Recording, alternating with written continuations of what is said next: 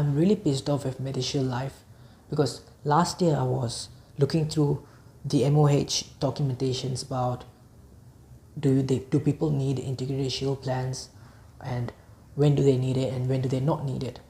And one of the things I realized is that they said is when you have, if you're going to be admitted to Ward C or B2, if you choose to go to the subsidized ward, your Medishield Life is more than sufficient to cover for your medical expenses. And it said that you don't need a private insurance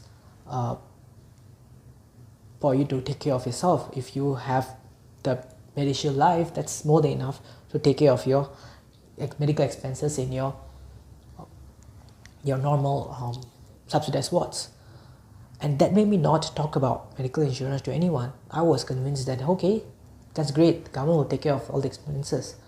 Then recently, one of my friends contacted me and said that he had leukemia, and like a few years before, he had cancelled his medical insurance, like his private medical insurance. When he went and got admitted to the hospital, he went to the Ward C, which is the most subsidized version possible, and he said the total bill amounted for leukemia was $300,000. I knew then that $300,000, only $150,000 is being covered by Medishield Life. The rest of the $150,000, who is going to pay? This is especially a problem for him because he's not that well to do.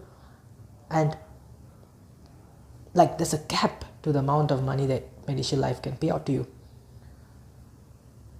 Thankfully, in that situation, a good information for you is there's cancer foundations, the charities available on a case-to-case basis.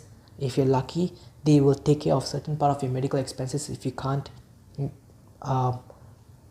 really afford it. So in his case, out of the $150,000, they took care of around 90% of that. He just had to pay the rest of the 10%. But he was very thankful. But this is not going to be the case for everyone. And what even makes me angrier is just recently they are making upgrades to the Medishield Life, saying that they weren't covering 9 out of 10. They were covering far less. 7, 8, I don't know, but it's significant. That means that, let's say if you're covering 8 out of 10 cases, that means out of every 5 people go to the hospital, 4 of them will be taken care of. The 1 of them will have exceed the medical limit, and it doesn't exceed by a little bit, it blasts through the roof.